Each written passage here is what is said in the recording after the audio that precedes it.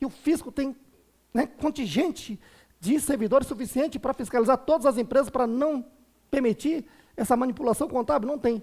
Então, conclusão, o legislador pensou e falou, não, né, esse raciocínio não é interessante.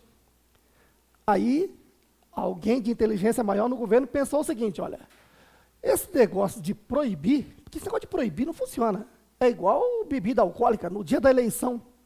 Né? É proibido vender bebida alcoólica no dia da eleição. Né? No dia anterior, até que não bebe, vai ao supermercado e, né, enche o carrinho e leva para casa, porque amanhã pode chegar visita que beba. Assim, muito bem. Então, não adianta radicalizar. Mas, enfim, aí então o que acontece? O legislador tributário aí disse o seguinte, olha, não está adiantando esse negócio de dar um prazo. O que seria mais interessante para fazer o contribuinte, né, ter uma interação melhor? Que ele nunca perca o direito à compensação. Então, tudo bem, vamos dar, acabou o período decadencial. O contribuinte não perderá mais direito à compensação. Só tem o seguinte, o que o contribuinte paga é a nossa arrecadação. E nós temos um orçamento. Né?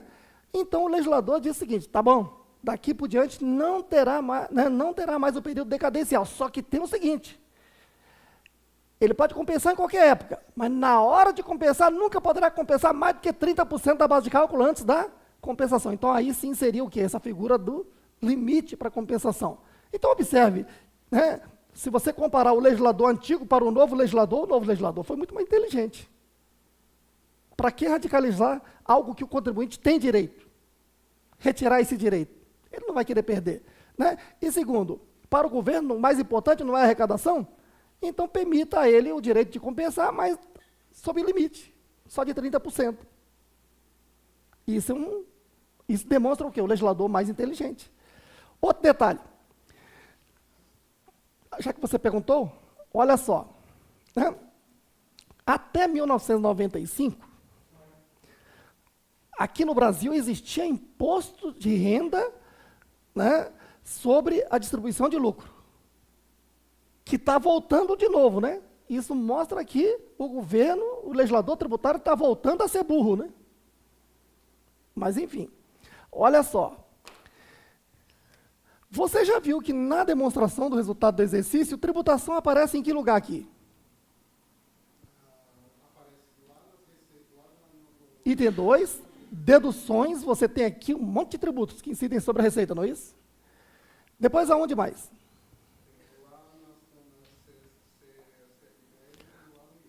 Hein? No item 7, em despesas gerais e administrativas, né? E também no item 6, em despesas de vendas, vão aparecer despesas tributárias. Por exemplo, IPVA de veículo lá do setor de vendas, não é uma despesa tributária aqui? IPVA e IPTU do setor geral administrativo, vai aparecer aqui. Certo?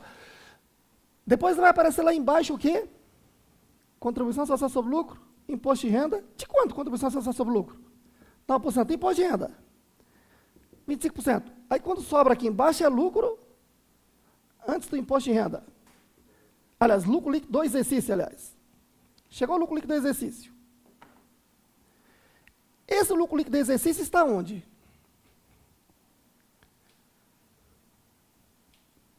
Em lucros acumulados no PL, não é assim? Lucros acumulados no PL. Digamos que ele seja de 1.000. Até 95, se a empresa distribuísse esse lucro, ia incidir 25% de imposto de renda. Então, olha só, qual é o lançamento? Debita-se lucros acumulados, credita-se imposto de renda retido na fonte sobre lucro líquido de 250 e credita-se caixa de quanto? 750.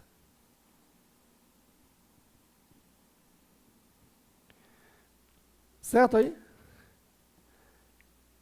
Então, imagine. Isto estimula o empresário a investir no Brasil? se em quase todos os lugares do mundo a distribuição de lucro é isenta de imposto? Porque, olha, tudo que o governo tinha que tributar, já tributou até aqui. Agora, na distribuição de quem investiu, ainda quer tributar isso tudo aqui. Certo? Só que naquele tempo o legislador estava sendo muito burro. Por quê? Porque, olha só, você está lembrado que até 95 existia a correção monetária do balanço, lembra-se? Se a empresa distribuir lucro, paga imposto.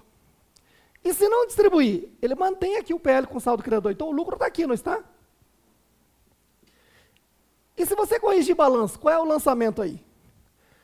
Acredita-se o PL, debita-se o quê? Resultado da correção monetária do balanço, lembra-se? Isso aqui não é despesa dedutível? Se isso aqui é despesa dedutível, então o legislador está estimulando a empresa a não distribuir o lucro e, mais ainda, não distribuindo o lucro, vai estar economizando contribuição social sobre o lucro de 9% e imposto de renda de 25%. Então o país está perdendo 34% por uma lei dessa. Só o legislador que não enxergava isso. Certo? E isso é muito ruim numa economia como a nossa. Por quê? Porque isso cria a economia subterrânea, ou seja, a sonegação. Porque imagine, o empresário que é embora do Brasil, que tem imposto de renda de 25%, não, ele não distribui o lucro e faz pagar menos imposto, mas como é que ele sobrevive aqui? Tem dinheiro por fora.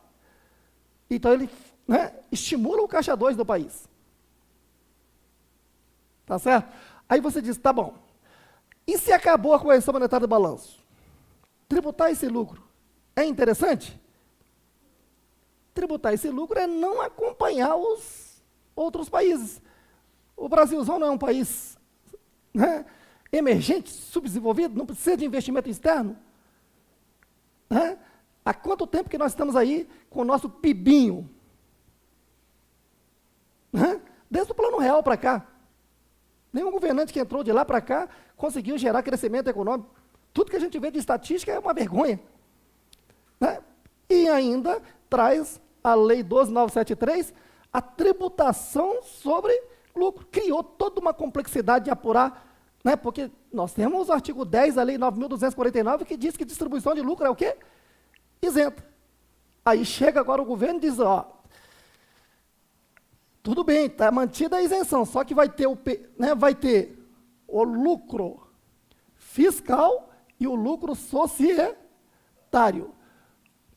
Se o lucro societário é 1.000 e o lucro fiscal é 300, esse excesso aqui de 700 vai incidir em imposto de renda retido na fonte de quem? Do investidor.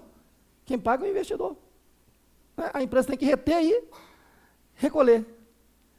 Certo? Então, veja que, no momento que o país está precisando de investimento externo, nós estamos com uma nova lei que vai entrar em vigor, atrasando mais ainda o país, criando uma figura de um imposto que não precisava estar criando. Certo? Porque imagine, se uma multinacional quer entrar no país, ele não vai entrar sem fazer uma boa consultoria do seu investimento aqui no país. O que a consultoria vai dizer? Ó, aqui tem imposto de renda sobre distribuição de lucro.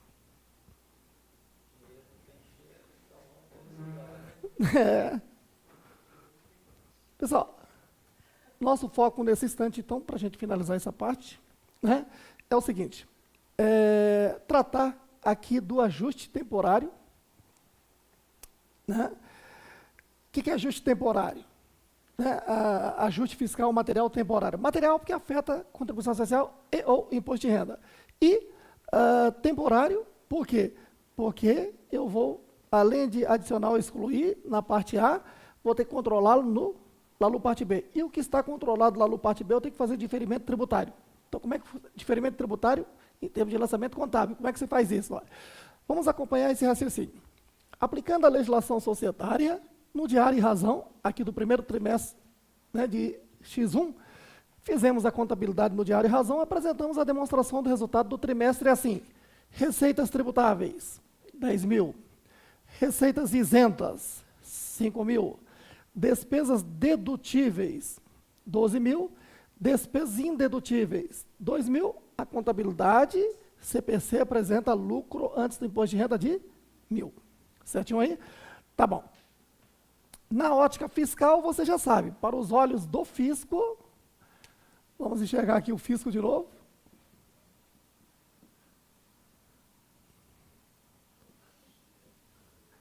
Está enxergando quais itens?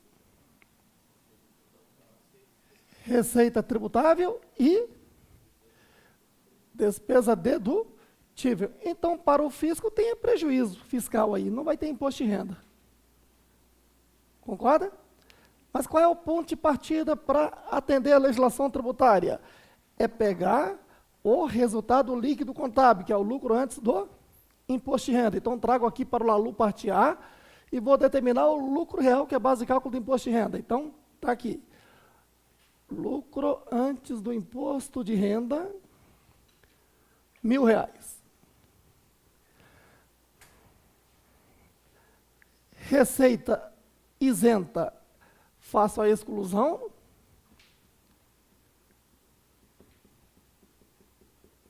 Receitas isentas de 5.000.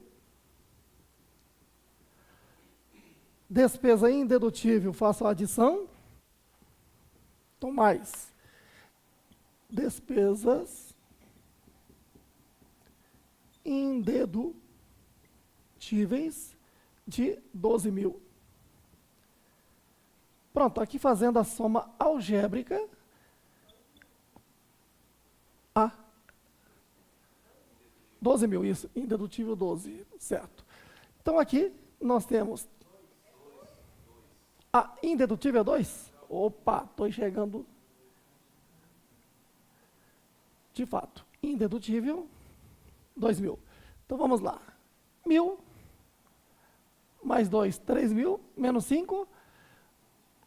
Lucro real dá negativo, quanto? R$ 2.000. Quando esse lucro real é negativo, significa que existe um prejuízo fiscal. Não terá imposto de renda. Então, aqui na contabilidade, não teve imposto de renda, o lucro líquido do trimestre é de R$ 1.000. No campo fiscal, no campo tributário, esse prejuízo fiscal poderá ser compensado com lucros reais de períodos futuros. E contas que terão efeito tributário futuro tem que ser controlado lá no parte B. Então, venho aqui para o parte B, título, prejuízos fiscais. Em que data que eu estou? Final do primeiro trimestre, 31 de março. Então, em 31/3 de X1, o valor apurado nesta data, 2.000. Certinho? Agora, aquela paradinha para a gente raciocinar. Né? Tudo bem, a empresa não vai pagar imposto de renda porque teve prejuízo fiscal. Mas ela tem o direito de compensar esse valor com lucros reais de períodos o quê? Futuros. Isso quer dizer, então, que aqui tem um crédito tributário. Certo? Tanto de contribuição social como de imposto de renda, mas eu estou falando só do imposto de renda aqui por enquanto. Então, veja, 15% sobre este valor, então tem que verificar o que é costumeiro da empresa, pagar com adicional ou sem adicional de 10%. Então, vamos supor, sem adicional. Então, 15% deste valor, a empresa tem o direito de compensar no futuro. Certo aí? Então, a primeira coisa é fazer o seguinte, ó, aqui no próprio LALU parte B, cria um título, ó. Imposto de renda diferido.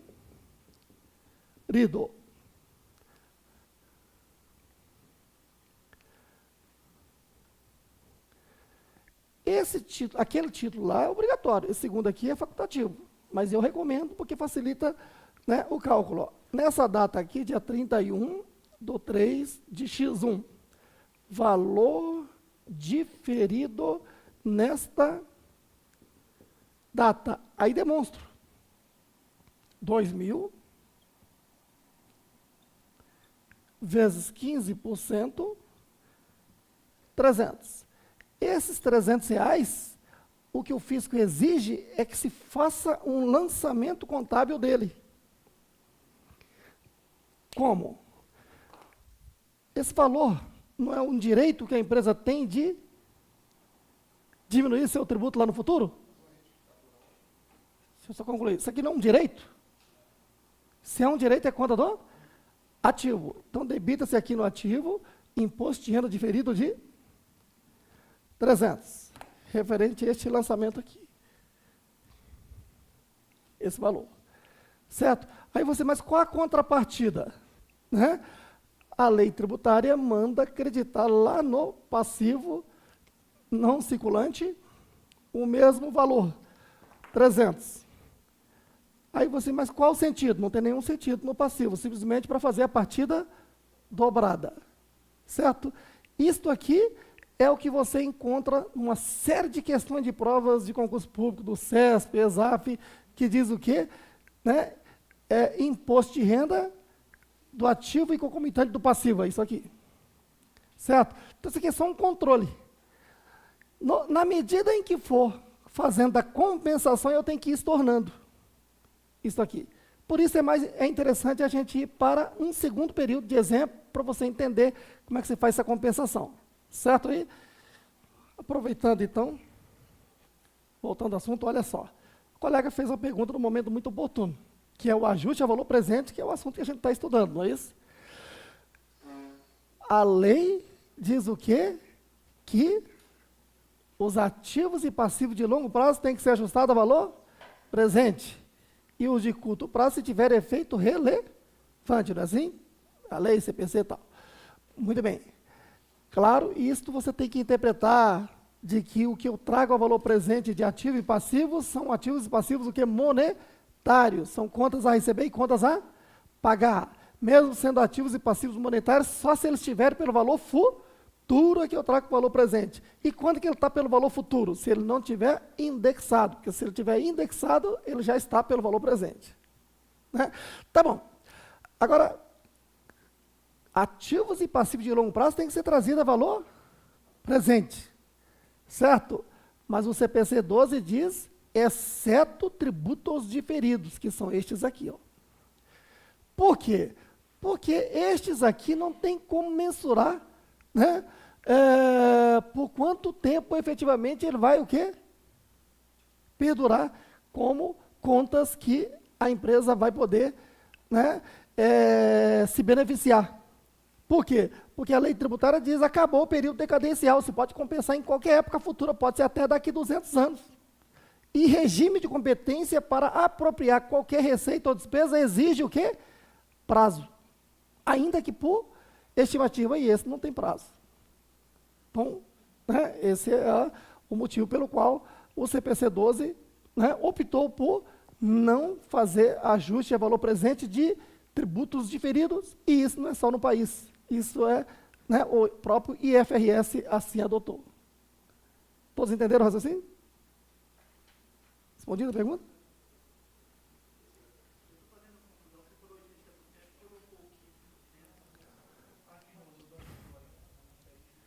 Aqui? Eu tinha falado em quanto? Não, 15% é o valor do IR que está embutido naqueles 2.000. E 30% é o que ele pode compensar. Ah, tá. Agora entendi a sua pergunta, né?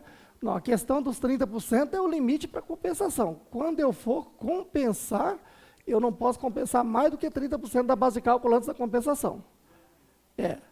Agora, a alíquota de imposto de renda é 15% com adicional de 10 se exceder 60 mil no trimestre, lembra? Tá. Agora, um detalhe, né? Vocês observaram aí que o governo estendeu, né, a partir de 2014, o limite para enquadramento de 48 milhões para 78 milhões, não é isso? Mas, de forma muito esperta, não aumentou o quê? O limite para incidência do adicional do imposto. Que continua sendo o quê? 20 mil mês, 60 mil trimestre, que está defasado há quase 20 anos. Tá? Então, cada ano desse que nós temos uma inflação de mais de 6%, que o governo não atualiza o limite do adicional de 10%, ele está gerando esse imposto nas empresas. Então, se você é o administrador financeiro da empresa que não está enxergando esse lado da coisa, você pode estar levando a empresa às dificuldades no futuro. Porque a carga tributária está sendo aumentada a cada ano, né, mesmo sem mexer na lei tributária. Mas se você não está atualizando essa base aí, está havendo um aumento na carga tributária. Tá? Agora, então, vamos direto ao assunto. Nós encerramos aqui o primeiro trimestre.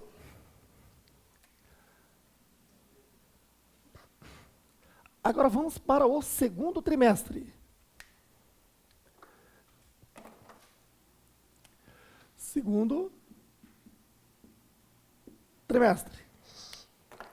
Exatamente em que data? 30/6/X1. Nessa oportunidade, nós tivemos essa demonstração do resultado trimestral. LALU, parte B, mantenho. LALU, parte A, eu vou ter que abrir um novo LALU, parte A aqui. Certo aí? Tá bom. Então, vamos lá. Receitas tributáveis. 8 mil. Receitas isentas, 7 mil. Despesas dedutíveis, 5 mil. Despesas indedutíveis, 14 mil. Prejuízo antes do imposto de renda, 4 mil. Se tem prejuízo, vai ter imposto? Esse é um prejuízo contábil. Tem que saber se tem prejuízo fiscal ou lucro fiscal ou real, né? Então, vamos desenhar aqui o fisco. O que é que o fisco está enxergando? Receita tributável menos despesas dedutíveis. De quanto? 3 mil de lucro. Então, vamos encontrar esse lucro lá no LALU, parte A. Né? Então, eu pego este prejuízo e vou levar lá para o LALU, parte A.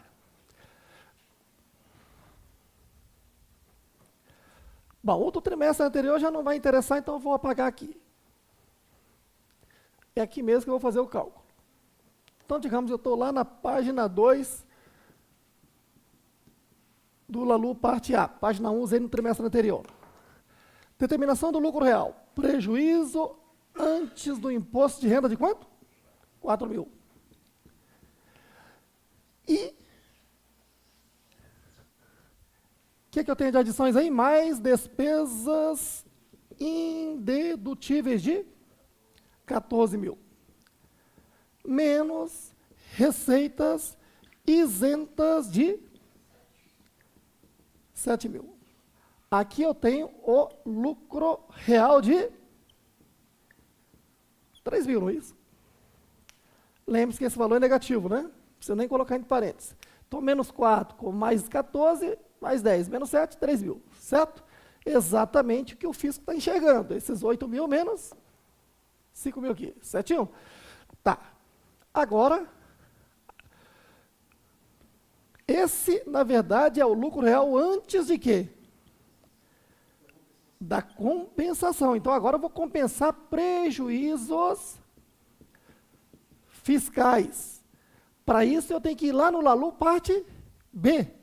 Está lá, prejuízos fiscais do período anterior. Agora, eu estou em que data? Estou em 30/6/X1. Compensação. Aqui eu tenho que demonstrar o limite dessa compensação. Aqui é que está o limite de 30%, não é isso? Não posso compensar mais do que 30% da base de cálculo antes da compensação. Então, é 3 mil vezes 30%, que dá o quê? 900, não é isso?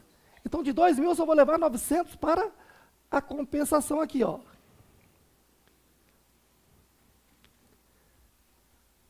Ainda vai sobrar um saldo para futura compensação de quanto? 1.100. Deixa aí para futura compensação. Até quando eu posso compensar isso? Período indeterminado. Certo? Estou obrigado a compensar no trimestre seguinte? Não, posso compensar em qualquer época futura, mas quando eu for compensar, não posso compensar mais do que 30% da base de cálculo antes da compensação. Aqui eu continuo. O que eu tenho aqui? Lucro real de 2.100. Aplico a alíquota. Aplico a alíquota de 15% e encontro o valor do imposto de renda, que dá o quê? 315. Como é que eu contabilizo isso aí? Diz aí. Diga aí. Eu tenho que debitar uma conta chamada imposto de renda em despesa, não é isso? E credito lá no passivo circulante uma conta chamada o quê? Imposto de renda a pagar.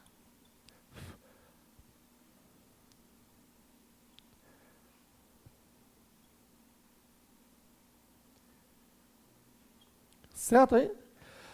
Muito bem. Agora, preste bem atenção. Se nós não compensássemos prejuízos fiscais aqui, quanto que daria o imposto? Seria 15% de 3 mil, concorda? 450. Então, pagamos... Né, vamos ter que pagar 315. Diferença de quanto? 135. Então, esse foi o direito que eu tive de abater. Né? Por quê? Porque eu tenho prejuízos fiscais. Então, agora eu demonstro o seguinte, que eu vou ter que estornar esse valor aqui do imposto diferido. Mas faça um controle, ó. Que data? 30/6 de X1, certo aí? Baixa. De que valor? Quanto que eu compensei? 900. 900 vezes 15%.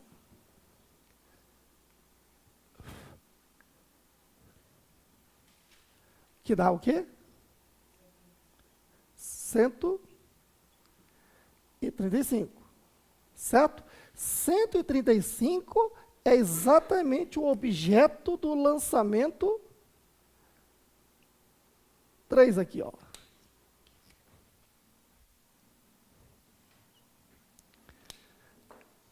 Acredita-se, imposto de renda diferido lá no realizável a longo prazo, debita-se imposto de renda diferido a pagar lá no passivo não, circulante. Certo aí? No controle, quanto é que eu ainda tenho de saldo?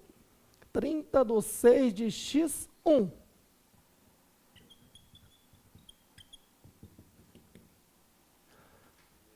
Cento 65, confere? Esse valor tem que estar batendo aqui com o razão da empresa. Ó. Conclusão, na medida em que a empresa vai compensando, vai dando baixa do imposto diferido. Certo aí?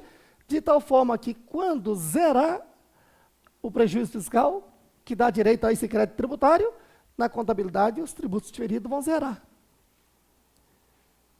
Entendido aí?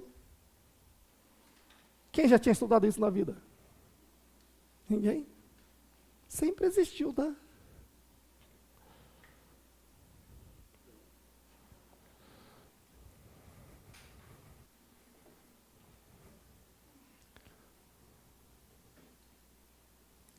Tá, então aqui, só para finalizar, a demonstração do resultado tem um imposto de renda de que valor? 315, e o prejuízo do trimestre, 4.315. Ótima pergunta, né? Então, o colega está perguntando o seguinte,